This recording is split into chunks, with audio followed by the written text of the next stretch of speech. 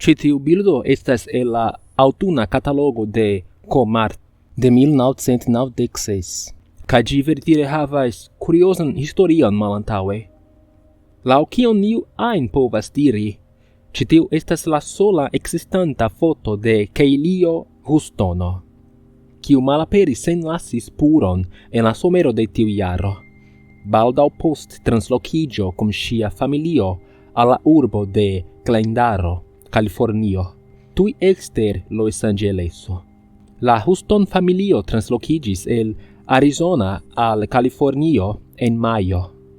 La nova domo, klasika metia domo, estis la plej malnova en la tuta kvartalo, originale parto de loĝevoluo en 1933. Ĝi estis pli malgranda ol la grandioza McMansion de 5 dormoĉambroj, sed multe pli bella. La tuta Houston familio antaŭĝojis pro la translokiĝo. Kejlio, 19-jara, estis la pli maljuna el la 3 fratinoj. Ŝi ĉiam estis kialo de multe da laŭdo por sia bona aspekto, kun multaj homoj instigantaj ŝin okupiĝi pri vivo antaŭ fotiloj kiel modelo, aktorino aŭ novaĵprezentisto. Sed Kejlio, introvertita kaj nervoza nature, ĉiam estis timida je fotiloj kaj ĝis sia lasta jaro de mezlernejo rezistema al la atento ĵetita al ŝi. Kejlio estis hejminstruita kaj pasigis la plimulton de sia tempo sola. Ĉio ĉi ŝanĝiĝis kiam Kejlio, instigita de ŝiaj fratinoj, faris teston por la vintra teatraĵo de la loka mezlernejo. Kvankam ŝi ne estis studento de la lernejo, Kejlio gajnis la rolon de Hermia en somermeznokta sonĝo, kaj estis permesita partopreni en la teatraĵo. La esperto estis transformiga por Kejlio, kiu eksciis ke ŝi amis esti sur scenejo. Ŝi komencis peti ĉiutage siajn gepatrojn translokiĝi al Los Angeleso, pro che si povu okupiĝi pri kariero kiel aktorino. Kvankam ŝajnis neverŝajna revo, la sinteno ŝanĝiĝo de Kejlio venis en la perfekta tempo por la familio. Ŝia patro, Jakobo, estis ĵus retiriĝinta, kaj ŝia patrino, Diano, estis senlabora. Ŝiaj 2 junaj fratinoj estis en la procezo de lerneja interŝanĝado, kaj la hundo de la familio, Pepero, estis atakita de kojoto aŭ ia alia malgranda predanto en la arbaro. Kejlio estis tiu kiu trovis Peperon, vunditan kaj kovritan de malseka sango kaj bavo, kaj la kolzono mankis. Ĝia gorĝo estis disŝirita kaj unu el ĝiaj okuloj forprenita. Kejlio ploris la tutan vojon al la bestokuracisto, kaj la okazaĵo tre frapis la Houstonojn. La novaj ambicioj de Kejlio al Kalifornio estis bonvena vojoŝanĝiĝo, unu kiu gvidus la familion al nova komenco, kaj la decido estis farita iri tien. La translokiĝo estis ĉagrena, multaj skatoloj malaperis, kaj Jakobo komencis sian unuan matenon en Kalifornio en 2-hora longa telefona kverelo kun la translokiĝ-firmao, interkrii al viroj de la asekurfirmao, kaj akuzi la translokigantojn pri ĉio, de nekompetenteco ĝis rekta krima ŝtelo. La virinoj de la Houston familio heligis sian tagon per malpakado kaj esplorado de la nova domo. Ĝi venis ne meblita, krom nura fiksa telefono en la unuaetaĝa koridoro inter la kuirejo kaj la salono. Estis fakte per tiu telefono, tiun unuan vesperon, kie telefonvoko okazis. Kejlio respondis ĝin instinkte, kvankam la telefonservo de la Houston familio ankoraŭ devis esti funkciigita. La telefonado estis mallonga, kaj kiam ŝi pendis, Kejlio diris ke estis malĝusta numero, aŭ ia ŝerco. Kejlio diris ke la konekto estis malbona, kaj hakita kai che si comprenis nur parton de kiom la telefoninto diris. Malgrau che Kelio provis preterlassi la okazaĵon, ĝi klare maltrankviligis ŝin, kaj ŝia patrino premis por pli da informo. Kelio diris che la sola afero kiun ŝi aŭdis estis tre milda, tre kvieta voĉo, eble viro, sed gentila kaj preskaŭ flustro, ripetanta frazon denove kaj denove. Kiam la patrino de Kelio poste parolis al la polico, ŝi ne povis memori la frazon vorto post vorto, sed diris che estis io kiel mi iras al vi con miaj etaj fingroj.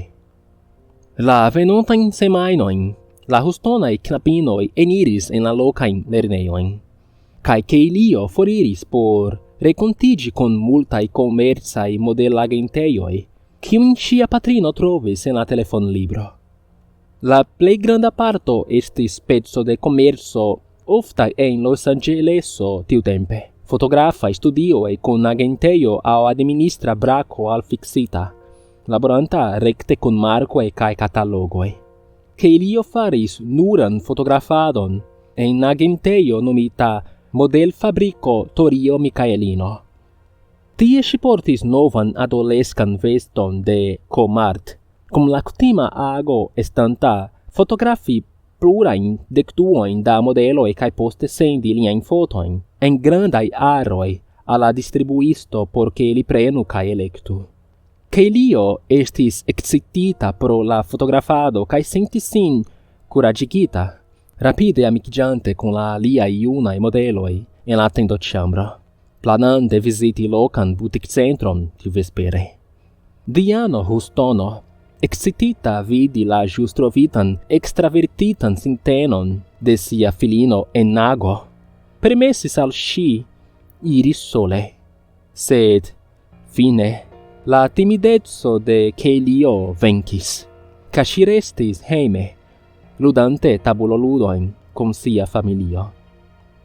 Estis je la 3 matene tiunokte kiam la familio estis vekita de la sono de hundo bojanta ekstere.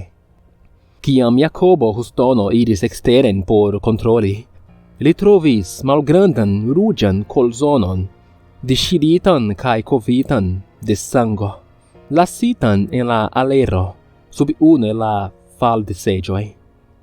Ĉi tio okazigis interparoladon en la familio. La gepatroj kredis ke la kolzono devis esti faligita dum la translokiĝo, kaj ke la malkovro nun estis koincido.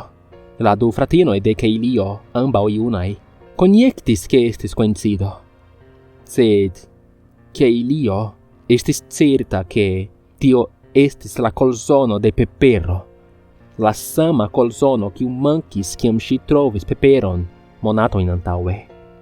Aferoj iĝis pli malfacilaj kiam Kelio, en peno pruvi sian punkton, provis trovi foton de Pepero. Rapide montriĝis ke unu el la skatoloj kiu malaperis en la translokiĝo estis tiu enhavanta ĉiuj borderitajn fotojn de la Huston-familio, kaj alia enhavanta ĉiujn iliajn fotalbumojn. Ĉi tio signifis resume, ke ne estis foto de Pepero trovebla, neniu indico ke la hundo iam ekzistis en la familio. Nenia. Pepero, fakte, malaperis sen lasi spuron, postlasante nur ilustraĵon de unu el la pli junaj knabinoj en ŝia taglibro. Ĉi tio revigligis la koleron de Jakobo Hustono kontraŭ la translokigantoj kaj la asekurfirmao, kaj la mistero de la bojanta hundo kaj la disŝirita kolzono estis malrapide forgesita, dum la familio penis redormi. Dum la venontaj 2 semajnoj, Kelio ofte provis repreni la kolzonon, sed Diano estis ĵetinta ĝin en la rubon la matenon ke ĝi aperis, kaj la resto de la familio, maltrankviligita de la okazaĵo, volegis pluiri de la afero. Monato pasis kaj la ekapero de la kolzono estis plejparte forgesita. Matene de la 20 de junio, Jacobo Hustono contactis la polizeion por rapporti che lia monujo estis stelita.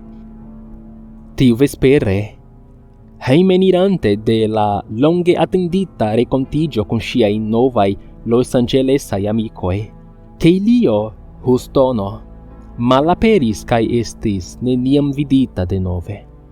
Ŝi estis laste vidita en burgereĝo je la dekoka tridekvin, hejmeniranta por renkonti sian pli junaj fratinoj por spekti filmon.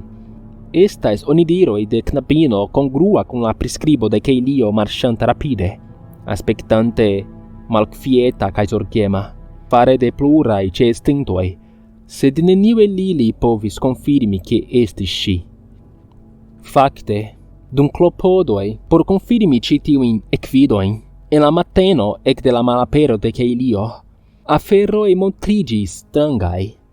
La policejo en kutima agado petis por fotoj por identigi Keilion, nur por ke la Hustonoj konstatu, en iu grado de konsterno, ke ili ne povis doni eĉ unu foton de lia filino. Hejminstruite, Keilio ne havis jarlibrajn fotografaĵojn. Ĉiuj la familiaj fotoj de vojaĝoj kaj festotagoj estis perditaj en la translokiĝo, kaj la sola portreto kiun Jacobo Hustono ĉiam konservis kun si, malaperis la antaŭan matenon ene de sia ŝtelita monujo. La Hustonoj, malorientiĝintaj kaj ĉagrenitaj, telefonis al modelfabriko Torio Michaelino, petante por la fotografaĵoj de Keilio.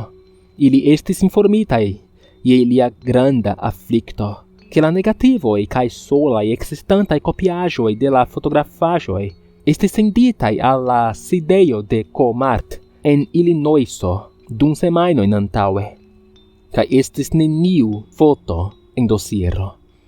La Hustonoi panike telefonis alla lerneio kie Keilio partoprenis en la teatraĵo, esperante akiri foton kun Keilio de ŝia ludado de somermesnokta sonĝo. Pliigante sian ĉagrenon, ili eksciis ke la sola granda fotografaĵo de la rolantaro, elmontrita en la auditorio, estis vandalita en rompo. Tiun marton, duono de la fotografaĵo, ĝuste la parto montranta Keilion, estis forŝirita. La kulpulo neniam estis trovita. La fotografinto mem, dramo instruistino Marciino Sismo, mortis pro kora malsufiĉo en aprilo, kaj plej multaj el ŝiaj havaĵoj fordonitaj al donacado. Do ajna provo trovi la originalan negativon estus preskaŭ neebla. Nekapablaj doni foton, la Hustonoj estis devigitaj atendi la publikigon de la katalogo de Comart tiun aŭguston. Burokratio malhelpis la policon assigni la plenan fotografaĵon trans ŝtatlimoj, kaj eĉ kiam Comart mem provis interne spuri la reston de la fotoj, 40 entute, ili ne povis trovi ilin inter la dekoj da miloj da fotoj senditaj ĉiusemajne pro marketikaj celoj de ĉie en Usono. La Huston familio copiis la solan bildon de ilia malaperinta filino de la catalogo, kai monatojn post ŝia malapero, finfine povis starigi la fotojn. La sola cataloga bildo estis ĉie en telefonenketoj kaj anonctabuloj en Los Angeleso. Monatoj pasis, jaroj pasis, kaj Keilio estis neniam vidita denove. Malrapide la afiŝoj ĉesis daŭrigi. Post 4 jaroj la Huston familio disiĝis. Jacobo fariĝis tro kolera kaj restis en obseda proceso kun la translokiĝfirmao, kiun li kulpis je la malapero de la filino. Diano translokiĝis kun la knabinoj reen al ilia antaŭa hejmurbo, kaj poste al sia malsana patrino en Florido. Floro Hustono, la plej juna fratino de Kelio, mortis pro superdozo en 2007. Paulino, la dua plej juna, nun prizorgas Dianon, kiu malsanigis kun Alzheimero en 2010. Foje, Diano confuzos Paulinon kun Kelio, kaj ofte troveblais en la antaŭkorto de sia domo, vokante sian hundon, Peperon. La 40 originalaj fotografaĵoj de Kelio neniam estis trovitaj. En novembro de 2013, en rompo estis raportita ĉe la hejmo de Andreo, filo de Torio Micaelino, nun la posedanto de la modelfabriko Torio Micaelino. Komence ŝajnis rabo, sed la damaĝo raportita estis pli konforma al malgranda besto, al io disŝirinta dekduojn da malnovaj dosieroj en lia stoka unuo. Neniom estis forprenita. Ĝis hodiaŭ, Andreo kaj la polico kredas, ke estis la vurso. Nun, kun la likvido kaj fermo de Comart tra la lando, kaj la kolapso de la marko, oni nur povas supozi ke tiuj fotoj kaj ĝiaj negativoj estu movitaj el stokado ien. Kaj jen, kial mi petas vian helpon nun. Ili devas esti ie. La bildoj, miaj bildoj, la ununura bildo, la originala, en la fotografa katalogo de Comart. Vi povas helpi min trovi ĝin. Se vi aŭ iu kiun vi konas havas informon pri kiel trovi la originalajn aŭ la reston de la fotoj de Comart, bonvolu kontakti min kiel eble plej baldaŭ, ĉar mi emas trovi ilin. Ĉesu konfirmi tion for de mi. Mi bezonas la fotografaĵojn. Estas certe ciferecaj kopioj, sed ili ne gravas, tiel ke ili ne estas realaj, ĉu vi komprenas? Mi havas ĉiujn aliajn. Mi havas ĉiujn aliajn, ĉu vi komprenas? Ili ĉiujn, kaj ankaŭ Kelion. Mi nur bezonas la lastan fotografaĵon. Mi bezonas ĝin. Mi volas ĝin. Kaj kiam mi metos miajn netajn fingrojn sur ĝin, ŝi estos malaperinta sen lasi spuron.